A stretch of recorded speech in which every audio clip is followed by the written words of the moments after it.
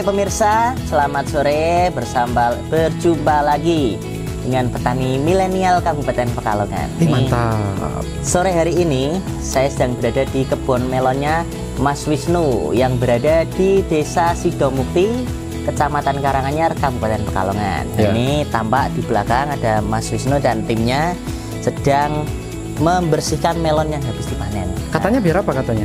Katanya biar apa itu, Mas? Biar satu tahan simpan daya tahan lebih lama, terus nanti breaknya juga bisa meningkatkan, menghilangkan kotoran yang menempel di kulit lah. Nanti kotoran kulit itu tidak tertutup oleh debu dan sisa-sisa mungkin pestisida dan sebagainya. Nanti otomatis pori-pori itu akan memperbaiki kualitas buah itu sendiri. Itu yang dinamakan aftertaste. Itu ya. Tak tanggung mas, tanggung. Lanjut. Ya, lah ini kok banyak banget panenannya mas? Ini pesanan apa gimana? Ini dari rekan reseller dari kota dan Kabupaten Batang, juga kota Pekalongan. Butuh barang untuk suplai kebutuhan dari pelanggannya. Oh gitu. Ini orderannya berapa butir mas? Per 2 hari sekali itu beliau membawa sekitar 30-an biji. Oh, nah ini udah berapa kali pengambilan berarti sampai sejauh ini? Untuk panenan kali ini baru 3 kali di order, tapi setiap kita panen melon ini dia yang paling sering ambil banyak juga. Berarti udah punya buyer ya mas ya? Alhamdulillah ada. Lu makan aja, tanya kek, lu kan host. Nggak, Anda masih bertanya, saya menghormati. Ya kira-kira maksudnya pura-pura gantiin saya gitu, mau apa saya host macam apa ini? Ngomong-ngomong Mas Wisnu, ini bagi saya pribadi ini melon yang asing, ini bentuknya agak beda sama yang di pasar-pasar itu. Bisa dijelaskan Mas Wisnu, ini melon jenis apa? Ini itu melon yang dibreedingkan di Thailand. Kalau tidak salah advanced seed miliknya Thailand. Varietasnya dinamakan sweetnet. Tapi sebenarnya ini tuh melon jenis hami. Hami. Oh. Hami melon lah. Sweetnet 9 ternyata dikebunkan di Indonesia itu pangsa pasarnya cerah, banyak yang menyukai rasa dan teksturnya. Ternyata dari survei yang pernah saya lakukan, dari 300 buah 3 jenis melon, 300 buah itu 260 itu habis, pembeli itu milih sweetnet lah. Yang 40 itu sisanya kalau tidak salah waktu itu Bingso, terus Intanon dan lain-lainnya. Oke. Berarti 75% cocok untuk lidah Pekalongan, khususnya Pekalongan dan sekitarnya. Oke. Artinya ini tidak ada kendala dalam penjualannya ya? Selama ini pelanggannya buyer saya itu harga bertahan, katanya tidak pernah ada komplain harga, tidak ada minta dikurangi harga, stabil. Alasannya apa? Alasannya bisa gitu? Ya karena kan ini melon sultan. Ini yang di orang-orang Pekalongan kota, Pekalongan Batang itu namanya ini kilo melon sultan. Lah nek pengin mangan melon sultan yo wani regone. Lah nek njaluke padha karo regone melon madu yo lidahmu durung lidah sultan. Waduh. Kamu yang udah makan melon sultan rasanya gimana? Ya, ini ya. Ini tuh memang melonnya tuh berbeda dengan yang umumnya yang hijau di pasar-pasar itu ya. Kalau yang di pasar itu kan rasanya teksturnya lembut banget. Kalau ini tuh kayak lebih crunchy gitu loh. Crunchy, lebih enak kayak gitu. Dan juga rasanya ini juga manis seperti itu. Emang harga ecernya berapa di lapangan? 50.000 per kilo. Per kilo? Wow, 50.000. Ini sekilo satu atau lebih? Ini ukuran personal size antara 0,6 sampai 1,5. Bayangin pemirsa. Ini anggaplah ini 1 kilo semua ya rata-rata ya. 50.000, 50.000, 50. Bayangin cuannya pemirsa. Bertani melon itu menguntungkan. Gue tahu lu sarjana ekonomi, makanya yang dibahas cuma ekonomi. Penonton kita ini bukan cuma bakul, penonton kita ini kan hanya teknis juga. Lu pertanyaannya diarahkan ke teknis kayak apa, kayak malah cuannya melulu yang dibahas. Nah, ngomong-ngomong Mas Wisnu, untuk proses perawatannya sendiri tuh gimana ini? Mungkin dari beberapa jenis varietas, kenapa yang dipilih ini tuh gimana? Dan juga bisa jelaskan teknis perawatannya bagaimana? Sama sih, perlakuannya itu sama. Melon itu perlakuannya sama, tinggal melon itu akan dibuahkan berapa. Kalau dibuah bedanya di situ. Kalau dibuahkan lebih dari satu berarti perlakuannya beda dengan yang dibuahkan dari satu. Per satu pohonnya? Iya, per satu tanaman itu rencananya mau dibuahkan berapa. Landasan utamanya itu di situ. Kalau direncanakan dibuahkan lebih dari satu berarti dari media tanam juga ada perlakuan sudah berbeda dari penyiapan media tanam. Sama sih, sama pada dasarnya, pada prinsipnya sama. Perawatannya dengan melon-melon yang lain itu sama. Biayanya pun yo hampir sama, hanya penambahan sedikit ya. Itu perbedaan dibedakan dengan setiap pelaku usaha budidaya melon itu punya alasan tersendiri, jadi juga membuat perbedaan di biaya nggih, kos ngaten kan. Ya. Terus ini dari tanam sampai panen ini butuh waktu berapa lama? Ini di umur 64 hari setelah tanam ini, hari ini ya. Berarti sekitar 74 hari setelah semai. Oh, 3 bulan hampir. Iya, sama dengan palawija yang lain lah, kacang tanah dan lain-lain, sama sih sebenarnya umurnya. Ini kalau saya lihat di YouTube itu biasanya pakai greenhouse Mas Wisnu. Di Mas Wisnu sendiri bagaimana? Ini untuk melon ini itu sebenarnya sih rekomendasinya di greenhouse, di rumah kaca yang lebih steril dari hama dan penyakit. Tapi ini saya coba saya kebunkan di luar greenhouse, atau di istilahnya sekarang outfield apa ya, di luar, di lahan on farm. Nah, itu ternyata kualitasnya tidak kalah jauh. Tidak kalah, bahkan mungkin itu insya Allah akan lebih bagus sebenarnya kalau media yang kita pakai itu lebih kita upgrade lagi. Ya. Ini kan tanpa greenhouse nih, artinya kan potensi serangan hama itu kan lebih besar. Iya. Mungkin bisa diceritakan atau diberikan tipsnya mungkin kepada pemirsa untuk antisipasi dari hamanya gimana? Persoalan pertama melon, momok utama melon itu, tanaman itu kan satu, penyakit tular tanah, dua, penyakit tular atas, tular udara, tular yang ditularkan oleh vektor hama, namanya virus bergomovirus, virus gemini, virus tobacco, ada beberapa virus yang mengganggu petani melon. Lah untuk tular tanah ya kita antisipasi dengan pengendalian cendawan dan bakteri-bakteri, fungi-fungi yang merugikan untuk tanaman. Cut dulu baterainya ganti. Oke, kamera rolling, lanjut. Ya, lanjut Mas Wisnu yang tadi bahas vektor-vektor itu Mas. Nah, untuk penyakit tular atas, tular pojok tanaman, daun tanaman itu disebabkan oleh hama. Yang tular tanah itu berarti penyakit, nah ini hama. Tapi menimbulkan penyakit yang ternyata berpeluang besar menggagalkan panen. Itu virus itu tadi, virus Gemini, virus tobacco trip, dan virus bergomovirus. Nah, itu sampai sekarang sudah 20 tahun lebih itu belum ditemukan obat pengendaliannya atau antivirus tersebut. Paling kita masih sebatas proteksi,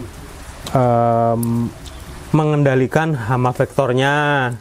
Kalau enggak ya kita membuat tanaman lebih imunitas kita tingkatkan, daya tahan tanaman kita bangun dengan trik-trik. Lah setiap petani itu punya trik-trik masing-masing. Lah, dan setiap musim tanam itu tantangannya walaupun masalahnya sama, tapi tantangannya itu berbeda-beda. Ada yang suatu saat terasa mudah, ada yang suatu saat sangat sulit, dan suatu saat tidak ada masalah sama sekali. Lah, resiko yang tidak di dalam GH tentu akan lebih berat ditanggung oleh petani karena gangguan-gangguan tersebut. Nah terus nih ngomong-ngomong, untuk Mas Wisnu sendiri memilih mazhab pertanian kimia atau yang organik, Mas Wisnu? Kalau kelas bahasanya kelas usaha, bahkan kelas industri itu sampai saat ini belum ada yang saya pun belum berani organik atau bahasanya alamiah. Nah, tapi tetap kita pakai, masih ketergantungan dengan kimia. Semi organik kita pakai di media dan pupuk-pupuk, sebagian suplemen tambahan itu dari organik. Oke. Persentasenya berapa itu? Organiknya berapa persen atau kimianya berapa persen? Bisa dikatakan 50-50 karena medianya kita organik. Media tanamnya itu kita organik, pupuknya itu 25% organik, 75% memang masih ketergantungan dengan pupuk sintetis. Tapi berarti bisa disimpulkan 50-50. Kenapa harus ada organiknya sebagian, sementara di sisi lain orang lain masih memilih 100% sintetis? Ada alasan apa di balik Mas Wisnu mengambil keputusan harus seperti itu? Begini, kalau kita menggunakan pupuk yang semuanya kita mengandalkan kimiawi, itu otomatis kalau suatu saat kita tidak bisa menjangkau pupuk tersebut, entah itu pupuk itu hilang dari peredaran, entah itu harga pupuk naik, entah itu alasan lain lah, kita tidak bisa menggunakan pupuk alternatif. Lah, dengan menggunakan sebagian pupuk organik itu, andai kata suatu saat ada pasar melon organik yang memang terbuka lebar, yang menjamin saya sebagai petani melon itu kok ada, ternyata semua konsumen katakanlah 50% Pekalongan itu pecinta buah-buah organik, melon organik, sayur organik, saya tak tanam organik. Tapi kan memang realitanya kan belum. Nah, bahkan di dunia pun ya. Terus ya kalian menyentuh ke global juga ke. Bahasa sekarang market itu kan apa sih organik? Uang pupuk kimia ya dibuat dari barang-barang bahan-bahan organik, dari limbah enggak, dari limbah tambang, minyak bumi. Katanya kan bahan baku pupuk itu dari limbah nuklir lah, limbah apa minyak bumi, berarti kan dari alam juga, dari organik lah. Hanya kan bedanya nggak ada buffernya, unsur karbonnya sedikit, alias dia mineralnya bentuknya tunggal, jadi kalau overdosis bisa arogan gitu bedanya. Sebenarnya kok apa sih ya pokoknya ini kan berarti market lah, kemana market. Seandainya kok memang ada pasar organik, ya tak nandur melon organik. Kan belum ada pasar organik. Oh iya, nggak bersedia, maksudnya apa ya ngomongnya ya? Apakah sistemnya yang nggak dibentuk atau memang apa memang budayanya belum ada gitu ya? Priwiye yo. Yo kan ono beras organik tapi kudu punya lisensi dari pemerintah. Nah itu juga kan mungkin bersentuhan dengan politik birokrasi, dan birokrasi ya. Selagi ini saya tanam dengan sesuai kemampuan saya, kok bisa menghasilkan buah yang bermanfaat bagi orang banyak, ya kita itu yang kita lakukan gitu aja.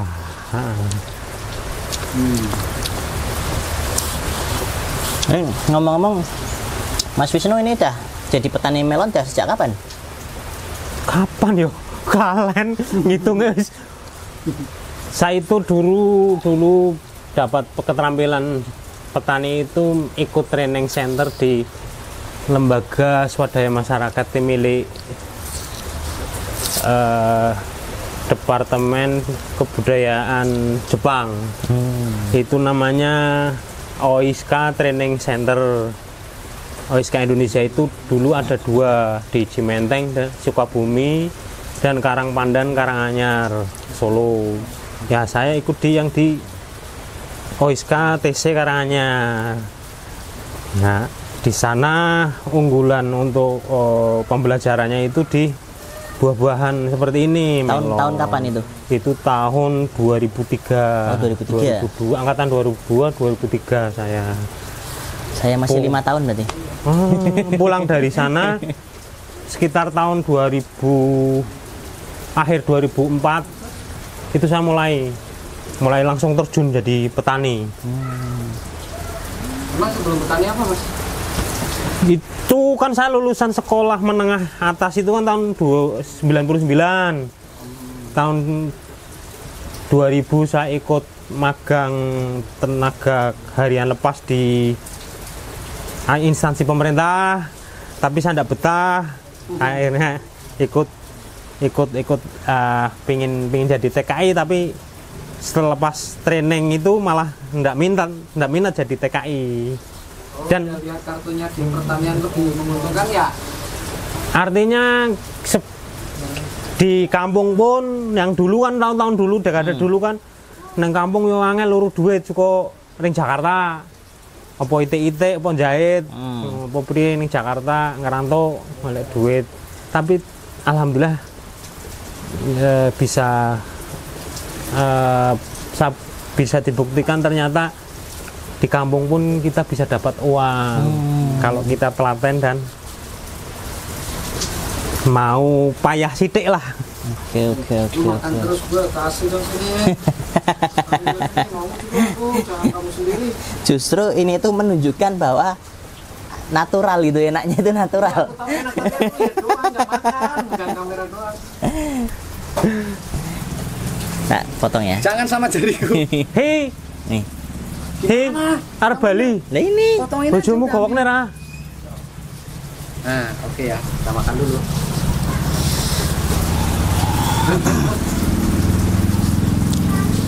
Apa maning bingung? Yang pengen diketahui apa trik pembibitan?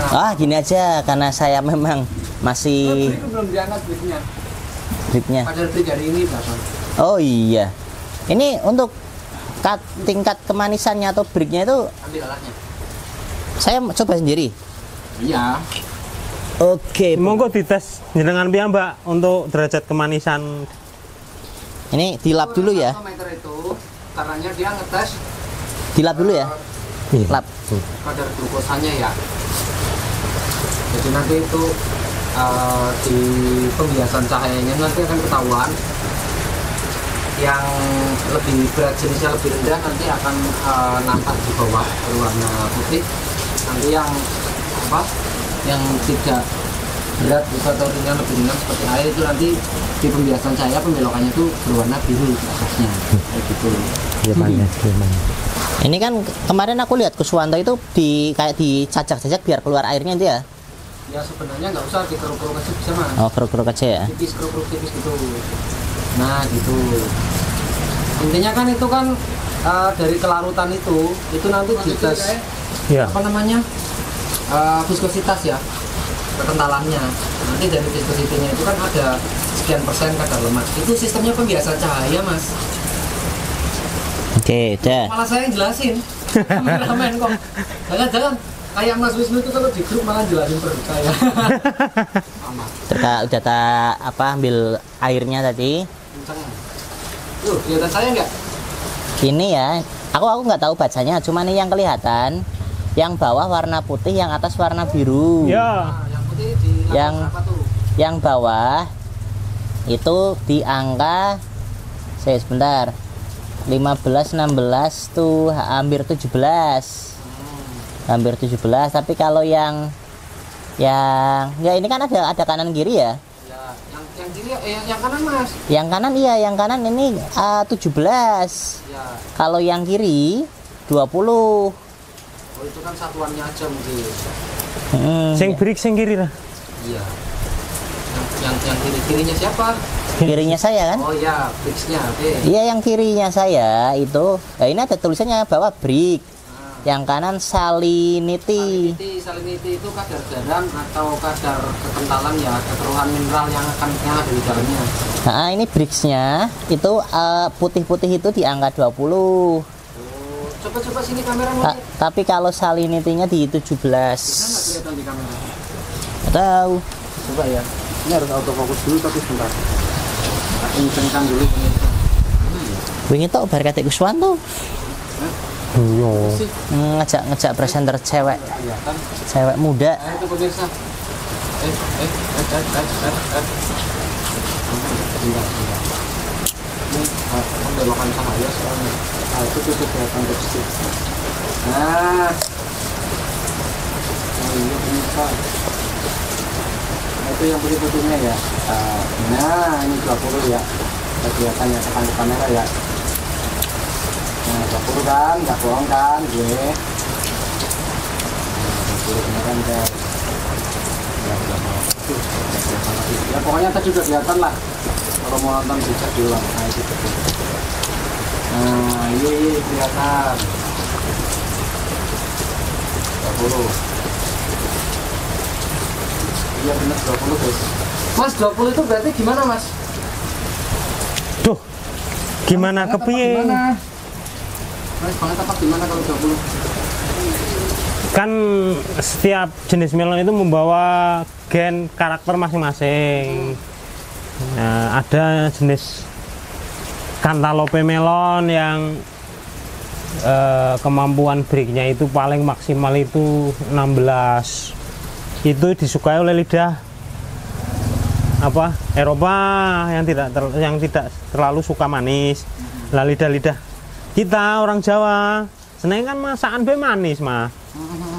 Sambel be senengnya manis. Sing ono manis-manis apa maneh buah. Iya, cewek juga sukanya yang manis. Nah, cewek. Cocok. Padahal cewek orang yang manis, seleksit. Ya kalau belum mandi mas. Terus. Nah, tapi ada juga walaupun kok kemampuan gen melon ini itu di manisnya itu mudah, kata produsen varietasnya, kata pabriknya, produsen benihnya untuk mudah mendapatkan manis itu tanam melon sweet honey, sweet melon, sweet madu dan sebagainya.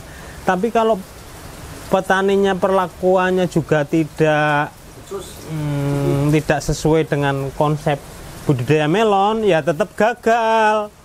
bahasa Jawanya asrak Mas. nek nek pupuke juga ora hati-hati. Terus yes pokoknya kayak nek ceplok seleleng gue ya. Mas, bocoran dong kolaborasi organiknya pakai apa aja Mas? Ya kan boleh. Untuk musim tanam ini itu saya pakai dari pupuk apa? Gampangannya POC ya, pupuk organik cair, penyubur cair apa itu? Itu saya pakai Dewa Ruci, pupuk keluaran produksi Pekalongan dari CV Putra Mulia. Deruci lah, pupuk Deruci itu nyemprot dia tak campuri Deruci, mupuk beberapa kali juga tak campuri Deruci di pupuk susulan kocoran itu. Tanah sebelum tanam ya perlakuan Deruci. Oke Mas, makasih penjelasannya Mas, nanti dapat endorse Mas. Alhamdulillah. Oh iya Mas Wisnu, lah ini kan tadi bilangnya ecernya 50.000 per kilo. Nah ini ngomong-ngomong nih, ini Mas Wisnu ini tanam berapa pohon dan ketika panen omsetnya itu nyampe berapa Mas? Aduh. Saya itu enggak terlalu jelimet di urusan manajemen ya, terus kalau itu paling bisa nih ngira-ngira untuk melon ini itu yang dikebunkan di outfield itu dari 100 tanaman yang saya tanam itu berhasil panen hanya 50.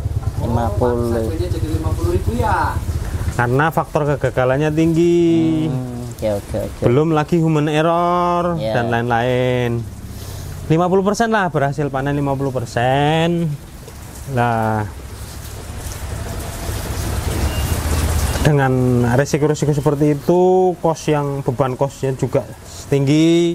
Ya, maklum lah. Terus apa bedanya kalau kita tidak bisa meng-up harga melon, katanya melon sultan. Kok regane kok sarser karo melon umum, ya berarti itu melon sultan lah. Iya. Itu nggak menghargai Derucinya Mas. Kalau murah. entah di Deruci diproduksi dengan cara seperti apa, tapi perlakuan tanaman melon itu diperlakukan dengan cinta dan sepenuh hati, diperlakukan dengan hati dan cinta. Jadi kurikulum cinta masuk di sini ya. Ini kan lagi ramai kurikulum cinta di pendidikan dari yang berlatar belakang agama ini dari Kemenak gitu. Waduh, saya nggak ngikuti itu. Oh, mungkin itu bahasanya mahabbah ya? Iya, itu bahasa anunya Mas. Mahabbah. Nah, mahabbah kan berarti ditempelin ke tanaman juga ya? Iya, kan semangat kita, kemampuan kita untuk merawat tanaman, kemauan tanaman saat itu, saat ini, saat besok, maunya apa itu kan harus dilandasi dengan karena kita cinta dulu dengan tanaman. Berarti Mas Wisnu bisa bahasa tanaman melon dong? Iya, ora sih. Kayak ngopo yo? Dongengane, cuman yang jelas kalau tanaman sudah ditanam berarti oh iki tanaman dino iki umur semene jaluke dikokiye nek ora ya kudu tak koki bisa dikatakan kita menuruti tanaman, tapi tanaman juga suatu saat harus menurut kita. Berarti ada hubungan kausalitas, hubungan komunikasi, hubungan dua arah ya antara manusia dan tanaman. Iya kan, melon tanaman yang diatur, cabangnya juga harus diatur satu tok, jumlah daun yang nanti disisakan sampai dia hidup itu yang diperbolehkan berapa daun. Ada muncul lagi tunas air lagi, cabang baru lagi, kita potel lagi. Pokoknya melon itu kayak disengsorok kering petani. Tapi memang untuk menghasilkan melon yang berkualitas, yang bermanfaat, yang spesial, yang pokoknya melon yang bermanfaat untuk manusia. Untuk hidup manusia. Nah ya, Untuk meningkatkan seperti itu perlakuannya.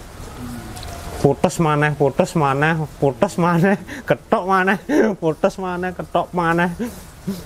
Duri, kalau kamu pengen jadi orang sukses harus mau diatur kayak melon. Dipotes dikit marah. Tuh, kurusin tuh badan.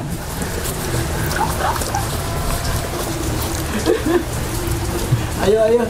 Ya, ini kalau buat teman-teman mahasiswa atau pelajar ataupun petani pemula yang pengen ajar-ajaran melon itu, tips yang paling mendasar apa sih Mas untuk berbudidaya melon?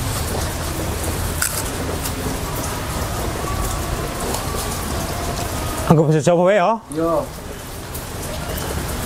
Wong nandur melon gue ora kaya dadi pegawai negeri. asik. Jam kerja jam 8 tekan jam 4 sore, tapi melon kadang kudu dirawat bengi, kadang kudu dirawat isu, kadang kudu dirawat pas panas-panas pol tengah hari jam 12 umumnya wong istirahat isoma, tapi ada momen-momen jam 12 ada perlakuan tertentu yang harus kita lakukan jam 12 siang.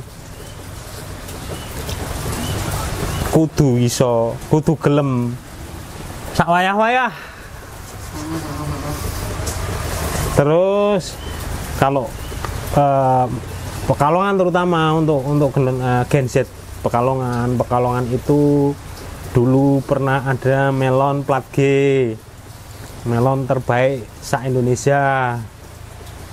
Branding itu branding. Nah, itu di pasaran Jakarta, Bandung itu pasti yang utama, barang utama diterima itu melon plat G. Andai kata melon Pekalongan itu panen hari Senin, terus ada melon dari Cirebon panen hari Minggu, itu mereka lebih nunggu melon Kalongan wae sing kaya arep panen paling kacak sedino. Itu yang lebih dulu diterima. Inden ya. Inden waktu itu, bahkan waktu itu wong tengkulak sing ngirim ning Jakarta kuwi Kim ngapusi iki melon ding iki melon Kalongan. Melon Kalongan. Padahal melon ding Kudus, melon ding Jepara, melon ding Sragen, tapi anggone truk letter G sing goreng Bandung. Aku ngerti trik-trike biyen. Lah untuk sekarang tantangannya karena industri melon sekarang sudah menyentuh ke rumah kaca. Kita sebagai petani pemula memang harus sabar, harus telaten, karena banyak industri melon, industri budidaya melon, industri melon yang sudah menggurita. Kalau kita mau bertahan ya nunut market ke sana. Tapi kalau mau punya branding dewe ya kita harus pintar-pintar menyikapi segala sesuatunya, resiko kita harus mampu bertahan. Oke. Terima kasih tipsnya Mas Wisnu. Juga kamu bos, apa nih komentarnya setelah makan ini? Oke pemirsa, alhamdulillah Kenyang. enak banget ya, ini real ya.